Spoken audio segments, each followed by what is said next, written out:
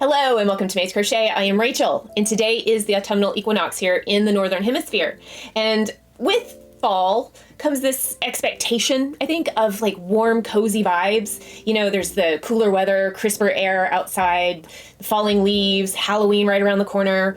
We pull out our favorite hoodie, we grab a book and cozy up under our favorite blanket, or we watch horror movies, you know, depending on who you are. But none of that's true because it's still 80 degrees. So that's unfortunate, but it did get me thinking about blankets and how I've always talked about how I don't really like to make blankets because they take a long time, they take a lot of work, I get bored. But then I started thinking about all the blankets I have made, and I have made a lot of blankets for somebody who doesn't say they don't like to make blankets. How many more times can I say blanket? A lot, because today we are rating the blankets I have made that I have physical in-person evidence of, or if I can find pictures because maybe they were gifts or something, then we can also talk about those. I thought about ranking them from like worst to best, but there are some I just can't put above each other or others. So I'm just going to rate them. Give me a minute. I'm going to collect them. They're all over the house and I'll be back. Okay, I have gathered the blankets. There really aren't like a million. We're not gonna be here all day. Don't worry about it, okay? It's just a lot for someone who says they don't like to make blankets. I was just thinking back through all the ones I have made and I'm actually quite shocked at how many I've made. But I know there are people who make a lot more than I do. So again, I am rating, not ranking, but I'm rating 4 different categories. And I'm not doing like an average score or anything, no. But I'm rating 4 different things. Ambition, was it just something to do, a yarn buster, or was this like a wow, this is gonna take a lot of work, are you sure this is something you want to do situation? Technique, like how was it made, what kind of stitches, things like that. You know, it ranges. And then what was next? Oh, overall look, the final product, complete. If you don't look at all the, if you can't find the teeny tiny mistakes and things like that, because there definitely are some, what is the final look of the blanket? And lastly, most importantly, sentimental value. What does it mean to me personally? That's the most important in my opinion. Anyway, I'm gonna move my camera so that this isn't shown and we have more room to take a look at these things, okay? Kind of a weird angle for me, but we're gonna do it this way to get a better look at all the blankets. So maybe you've heard me say that my beginning journey in the fiber arts community started with loom knitting. I tried crocheting, it's been almost 10 years. I tried crocheting for like 30 minutes, I couldn't get it, I got mad and I quit. Very typical old school Rachel. Today, Rachel doesn't do that as much. But the next day I went out and found like one of the knitting looms, I think it was the Boy, B-O-Y-E at Walmart, and I made a hat in like an hour. It was the first hat, so it was a very slow hat, but I made a hat in like an hour. I'm like, well, this is awesome. And I did that for a long time. And eventually I got past just hats and scarves, but not much. That's why I eventually gave up loom knitting. But eventually I did try out a few blankets. So I'm gonna talk about those first. And I believe these mermaid tail blankets are the first official ones I finished. Maybe. These are mermaid tail blankets that I made my girls on one of the, I think it's the KB Infinity looms with smaller pins for finer yarn. And they're okay. They're not horrible. They have been heavily used. I would say that my ambition was quite high, never having really done anything like this on a loom before. I found a video tutorial. I believe it was an Irish woman. I cannot remember anything else about that, but she showed how to do it on a loom and how to do the fins, how to decrease and increase. It was fantastic. So ambition-wise, I absolutely think that this was, I'd say, an 8 out of 10 because I'd never done anything quite like this before with the shaping and everything. I made them both simultaneously, all 4 parts, because each one has 2 sides to it. I made all 4 parts at the same time because I didn't want to finish one daughter's, be like, here's your blanket, and then not have the other ones done. I didn't want to do one side at a time because then I wouldn't want to do the other side. So I had 2 of these looms with each side on each half of the loom. And I'd work like 5 rows on one side, 5 rows on the other side, hop to the other blanket, 5 and 5, back and forth. It took months. It was a really long time. And then I had to sew the 2 pieces together. I'm like, this is awful. Anyway, ambition, I'd say 8 out of 10. Technique, I mean, as far as loom knitting goes, for me, I don't feel like there was a ton of technique really involved. So, I mean, other than the decrease for the fin, there's just not a lot. Yeah, very mid. I'd say 5. 5 out of 10, okay? Overall look, when they were first done, I'd say 7. I don't like the color blocking. I wish I had striped them. I just didn't want to do that kind of work, obviously, just to go down into these colorful fins. So, I don't know. Overall look. Oh, also, this was Caron Simply Soft. I didn't know any better back then. Sorry if you love Caron Simply Soft. I've got more knits to pick with it. I've gotten to the point where I absolutely can't stand it. they have been loved, but this yarn has absolutely just frayed and pilled very poorly. I don't like the color blocking. Again, I wish I'd striped it, even like thick stripes, like 5 rows of colors or something. I don't know. This heavy color block, no. That's what I would do today if I were remaking them, but I'm not doing that again. They've outgrown them. They're in their closets, hidden away, which is fine. I don't mind. Sentimental value though, first thing I really made for my kids outside of sewing, like in the actual yarn fiber arts. So sentimental value, I would still keep it like a 7 maybe, because I don't really mind or care that, you know, they're in the closet. If they got rid of them, I wouldn't be that torn up either, honestly, because they don't look so great anymore. So it's not super high, but I'd say 7. And that is where these mermaid tail blankets knitted on a loom stand. So the only other proof of loom knitting I have is this giant rainbow square blanket, and I really did like this at the time. Now, my problem was I didn't understand yarn weight when I was loom knitting. It was a big problem for me. I did not get it, and so it got to the point where I had like the pins that were really chunky, so they needed the chunkier size 6 yarns.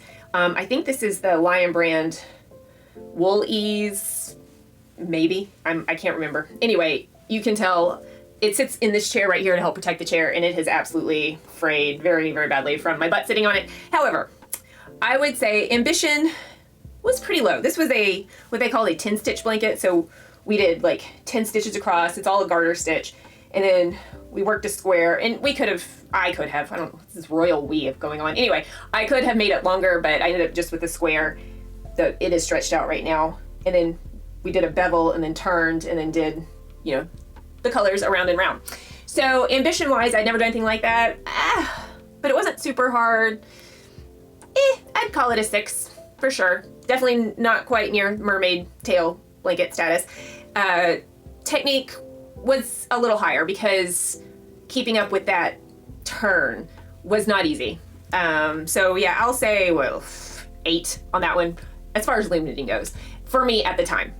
Yeah, now it'd probably be no big deal. And then overall look, well, at the time, again, I was very happy with this. This is one of my favorite things I had made at that time. And I would say in its heyday, 9. Now, obviously, things have frayed, sadly, from where I sit in the chair. I've just rubbed up against it, and it hasn't held up. So it would drop now, obviously, but I'm not going to do that. Sentimental value, though, it's really not that high. 4. I mean, there's nothing really attaching me to this blanket anymore. I don't really care about it, except that it protects my chair. That's it for the loom knits. There's only 3. I don't have much, because like I said, it was mostly hats and scarves back in the day. So, done. Now this was not loom knitting. I actually made this on a Sentro knitting machine.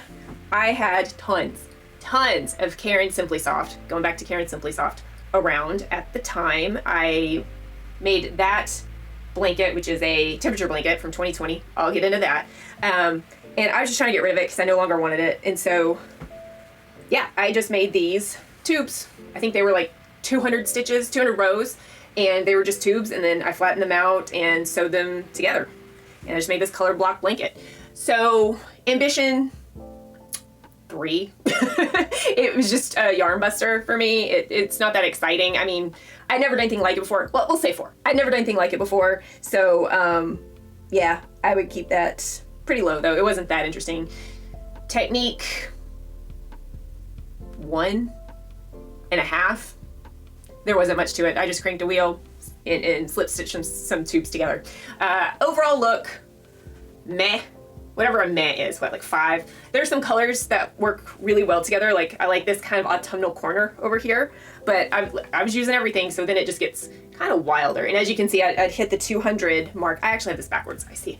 I'd hit the 200 mark at the end of a row, and then I would just start it with the same color. Like I wouldn't finish with the color. I was literally just letting skeins run out. So I'd start the next row with that color and then keep working. And then I just put them next to each other on the blanket. So overall look, it's very weirdly color blocked. 4. Yeah, this is definitely a scrap project. The cats got into it. Again, it is Caron Simply Soft, so it frays pretty easily. So sentimental value, 0. I won't do 0, 1. Again, I don't have any love or care for this blanket. If it got lost, it got lost. it sits on the chair.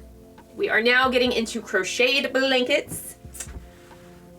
This is technically still a 2020 temperature blanket. Ambition, 10, absolutely. I started crocheting in April of 2019, and 8 months later, I'm like, yeah, I can spend a whole year making a blanket. Of course I can. So ambition was very high. Technique, it's just granny squares, so it's not like it's super fancy or anything. However, I will deduct the technique because it is crochet as you go, crochet along, something like that. So you just joined daily in the corners and the spaces. And it has caused some of the squares to give into gravity and become granny rectangles instead, unfortunately. So minus points on that. I mean, granny squares aren't hard, they're not super easy, but they're very middle of the road, we'll say. And I'll deduct 2 points for the join method, a 3 for technique. How does that sound? Overall look, well, that would have been higher at the end of 2020. Unfortunately, this is another Karen Simply Soft project. So once it was finished, it got folded and put on the back of one of the chairs in the living room. People sat in those chairs and they rubbed up against it. Not their fault. It's a chair. It's for sitting. They live here. It's fine. So I don't blame anybody, but it just frayed like crazy. Huge mistake. Anyway, at the time, before the fraying and the gravity, I would say 8 out of 10. I really like the rainbow border that I did, but it was, it curls. I think it was too tight. I didn't really know what I was doing. Sentimental value, I can't let go of it because of all the hard work I did put in, and it would just be weird to donate it anyway, and it looks terrible, but I don't feel right throwing it away. So I'm still hanging on to it. It is extremely low though, and you'll see why here in a second. We'll say sentimental value, I don't know. I guess if I have to keep it, I have to keep it out of 10. It's my channel, it's my rules. Last year, I was looking at the blanket and I was like, I hate it. I hate how badly it has pilled. It looks terrible. And if I put that much work into something and want to keep it around, I want it to look good. And I didn't pick the best yarn for me at the time. So I did it again. I made the exact same blanket. It's a 2020 temperature blanket. But now I'm proud of it. All right, so same concept. It is 2020 still. I just got to go off those colors. I did change up some of the colors a little bit. There's some wilder stuff in here, I think. I think before I didn't do like leap day, and I didn't do the solstices and the equinoxes, things like that. I did this time though. Like here's Earth Day. I may have done that on the first one. I don't know. My kids talked me into Star Wars Day, even though nobody in this house is that big of a Star Wars fan. I don't understand. Anyway, so yeah, this is the temperature blanket redo. Ambition, well, it's not like it was the first time I did it and I was a much more experienced crocheter, so ambition's lower for sure, but to remake an entire blanket like that isn't nothing. So I'll say a 6 out of 10. Technique, I don't remember, what was it before, like a 3 because I took off for the joining. I joined with the slip stitch in the back loop, my favorite, this time, and I'll say 6, just a little higher, just because it's so much better than the predecessor. I didn't do a border on it this time because I didn't want the curling. So yeah, nothing super special about that. Overall look, 9, because I didn't do the border. I thought about doing the border. I think I started a border, in fact, and I didn't finish it. So I'll say 9. Sentimental value, also 9. It's not the original, but it's much more what I wanted. Even though it's a remake, it's much more what I wanted. So that is the 2020 temperature blanket do-over. So this is a blanket I made. This is a very interesting yarn. I have a ton more of it. We used to have a store here called AC More. I think it was like Arts and Crafts More. They went out of business in 2020, not because of COVID. They'd already planned on going out of business, and I don't think I went in there after beginning of December. You know, bought some Christmas gifts, and then that was the last time I ever went in there. There's a Harbor Freight there now. Boring. Anyway, they had this, I think their in-house brand was called like Nicole Studio or something, and they had this yarn that is super bulky. It's like a 7. I don't know if you can see this, but it's yarn that is knit. Like the yarn itself is knit. It was truly bizarre. The skeins, they were like 60 yards and $10 a pop, and I bought so many, mostly with coupons, but I bought so many, and I was going to do a loom knit, the zippy loom knit, because they're really thick and then they're quick, and then I made it and I was doing color blocking and it looked terrible. So I ended up pulling the whole thing apart, and eventually, last year or the year before, I made this, I crocheted it. Nothing super exciting about it. It was more just a yarn buster type deal. Ooh, I still have tons though. God, I think it's just half double crochets maybe. So ambition, 0. Technique, 0. I think these are just single or half double in the back loop or something. There's nothing exciting about the technique. Overall look, it's okay. It pulls in. It pulls in at the top because I tried to put a border on it and I guess I got it too tight. I don't know. So overall look would be it's fine, a 5, very middle of the road, not that exciting. I don't know. I have 0 sentimental value for this thing. So this is one of the least exciting things I've ever made as far as blankets go. There's just nothing to it. It was literally just a yarn buster. So there's that. This is very poorly shaped because this is the first completed crochet project I ever made. 100% done. Start to finish. So I made it way too long. So for ambition, I'd say 7 out of 10. It's a pretty big blanket for someone just starting out. Technique, low. So low. I think these are just triple crochets. I'm not kidding. Just triple crochets all the way down. So 1, very, very boring. Very, very boring. Overall look, I think the colors work really, ooh, there's a lot of cat fur. He must have rubbed up against this a lot. Anyway, I think the colors look really good together, very autumnal. But it is not proportional. It's too long for what it is. It should have been probably 2 sections shorter. So overall look, 7. Yeah, that's its only real fault in looks department is how long it is. And then sentimental value, it is the first thing I made. I'm not like super proud of it. It's not like the greatest thing ever, but it is still got that place in my heart. The first completed project. So I'll say 7 also. So yeah, not bad at all. This very bottom of this blanket, this is a granny stitch blanket, but this very bottom part, until I had to, add another skein, that is the very first skein of yarn I ever crocheted with.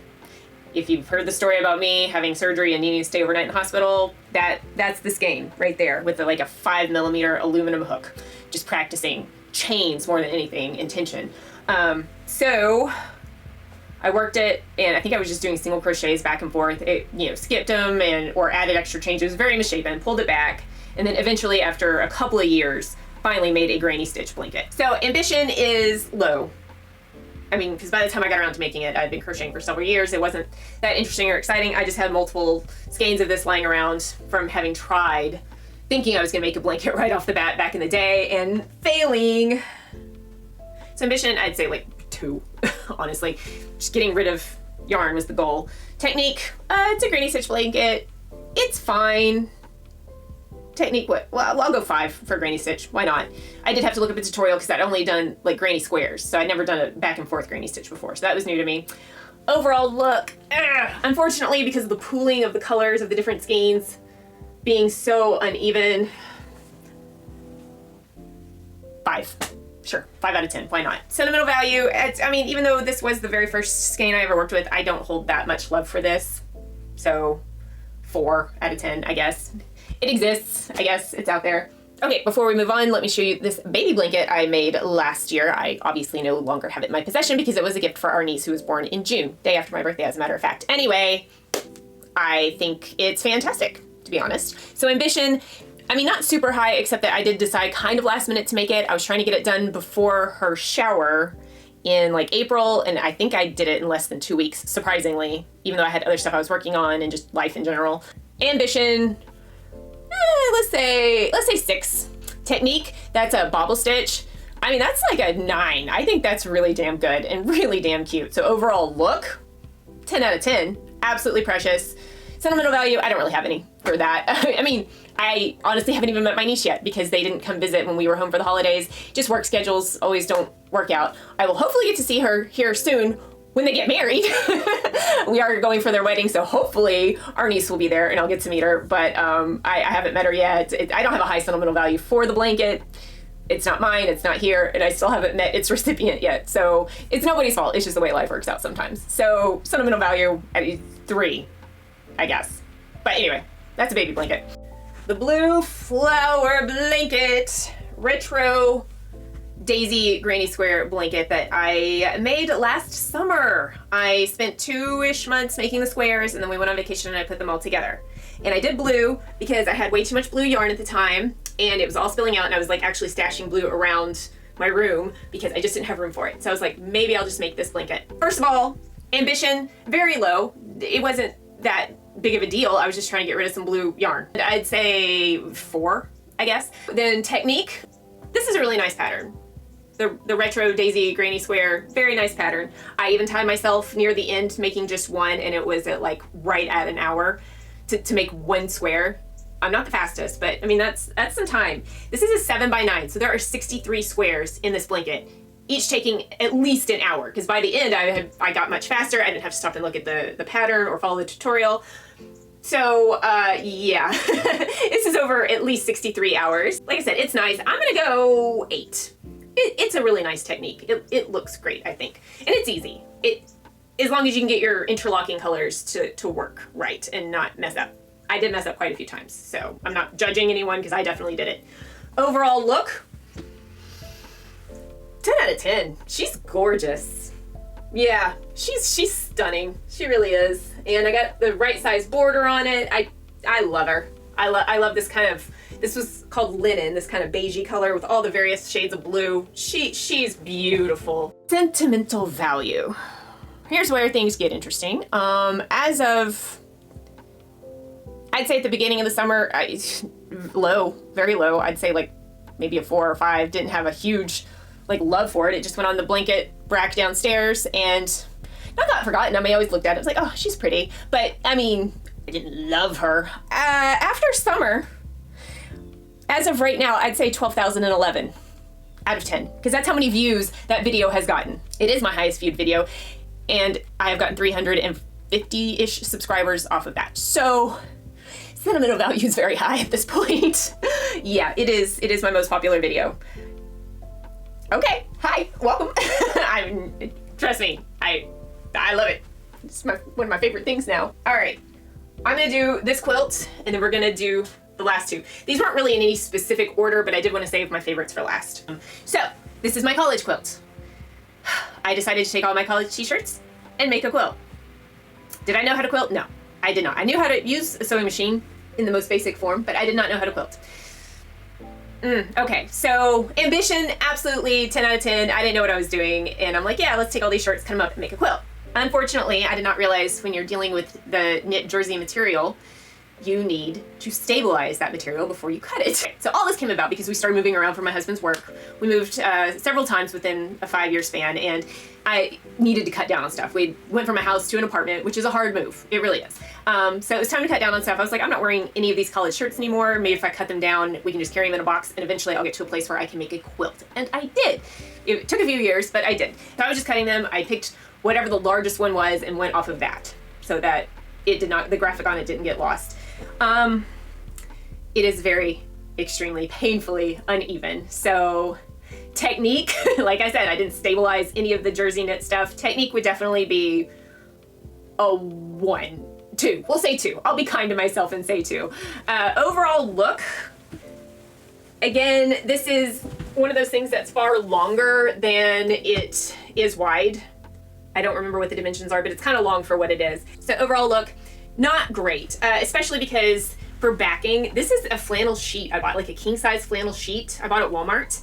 And because everything was so even, like by the end at the bottom, she's uneven. She's very, very uneven. So overall look,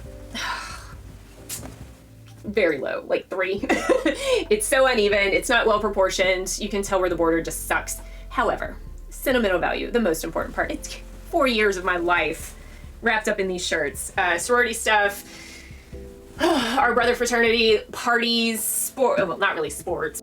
Yeah, my theater kid stuff. I do like how I laid out the squares. I just did not make it very well. But it doesn't matter because sentimental value, 10 out of 10. And then we have another quilt. It started with the center A. It was a 3x4, I believe. And I'm like, an Avengers quilt sounds good because they always have like little, you know, fat quarters or bits. There are t-shirts out there. So I'm like, you know what? I'm gonna make an Avengers quilt. It only goes up through the Infinity Saga. Yeah, nothing after that. So I started cutting stuff summer of 2019, and then it all went in a box. And then in spring of 2020, it got finished because I didn't have anything else to do. So, yep, I love it. Ambition, again, not a quilter, and my previous attempt was not great, but 10 out of 10 still for that. Like, oh, you want to try this again? Okay, 10 out of 10. Technique, better. I would say 9 out of 10. There's very few corners that don't match up. Overall look, 10 out of 10. Yep. So some of these are just regular quilting fabrics. There are some t-shirts, some of which were mine that I had worn around. I was like, yeah, I'll cut them up. I'll sacrifice them to the blanket. That's fine. Some I got like in the kids section 6 months after the movie came out for $1. Like this one down here. I just was able to cut it. Stabilized it. Absolutely. With some interfacing. You bet I did. Now some, however, I made myself because I wanted everybody represented. And I do mean everybody. Yes, this square is all of Stanley's cameos. This is like fabric, actual fabric that has a backing that you can stick in your printer and print off. I cannot remember where I got it. This isn't like one of those like iron-on things. Like, no, you sew this onto something else. And only one of the squares faded, and I can't tell what movie that is if I counted because it starts up here and goes around into the last two. But yeah, I made this, and I made a couple of the other squares, like Ant-Man and the Wasp. I didn't think they were very well represented in any of the other fabrics. Got Guardians of the Galaxy, Loki. I did not put Ultron or, well, Quicksilver. We all know, but they're not on there. But I think everybody else who made any kind of impact in that movie, in those movies, are on there. And this one with Thanos glows in the dark. And you know how I know? Because I sleep with it every night. This is on my bed every single night. My side, it's only a 5x7. It's on my side, and my husband doesn't like blankets too much. But, which means sentimental value, I sleep with it every night out of 10. I mean, come on. Infinity out of 10. Oh, and this backing, I got this. I don't even remember what I was planning on making with this, but I ended up doing like 4 yards of it. And then I got the idea for the quilt, and then I'm like, well, that's the perfect backing. And I did make a pair of shorts out of it, what was left over. But yeah, I love it so much. Like, I travel with it if we're not flying. If we're flying, I don't pack an extra suitcase with it. I don't take out clothing space for it. But if we drive, I absolutely travel with it, for sure. I love it so much. It is, if I actually had to pick a 100% could not live without favorite, it would be this one right here. So what's left? Okay. If you were around last year, you know I made a 2024 book blanket. Now you know, right now I am also making a 2025 movie blanket, but this is just a rating system for the movies I watch, 1 through 3. Nice, colorful, not that big a deal. This was a huge deal. It was a massive deal. So ambition, we need a new number. Massive ambition out of 10. I read 100 books, audiobooks, still count it. 1 physical book, 99 audiobooks and 1 physical book on vacation. I took those books and then I made granny square replicas out of them. Which way do you go? This way? Yeah, this way. I made granny square replicas out of them. So there are 100 books represented. Ooh, it's so big. She's so big. She's so heavy too. Okay, there's 100 books represented. Oh, I can't keep doing this. The top row and the bottom row say books read in 2024. There are solid backing colors because there were so many color changes and ends to weave in that I didn't want that on the back. Like, I tried to hide them and tuck them away, but it still looked pretty bad. So altogether, this is 240 squares. Okay, so I decided to do it in January, out of the blue. I think I saw somebody else saying they were making one with the corresponding colors of the cover of the books they were reading that year. I'm like, oh, that's a cool idea. But then I took it a step further and actually tried to replicate the covers for real.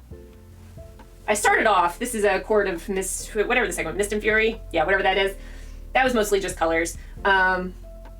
And then it got more intense, and I mean, you can actually see some color outlines. This is I Know Why the Caged Bird Sings, and you can see the bird outline. Yeah, it got really intense. It was a lot. And I decided to start this at the beginning of 2024 before I decided to start a channel. So once the channel started, it wasn't that bad. And then I started the channel, I'm like, oh, shit. Because then I was just putting it off and to work on it. So many color changes. Each square is 5 rounds, minimum 35 minutes. It depended on the color changes, but minimum time I would spend on each square. The front squares, 35 minutes. The back squares didn't take that long. They're only 5 rounds of solid color. So technique, again, it's just granny squares, but with all the color changes I had to do, and I got good at them. I think, I mean, I could do a color change in the middle of one cluster to get it just right. I'm gonna say technique, I'm gonna give it a 9, like for sure, 100%. I'm very, very proud of how I made this. I got better as I went along, obviously. And then we come to overall look. I'm gonna be 100% honest.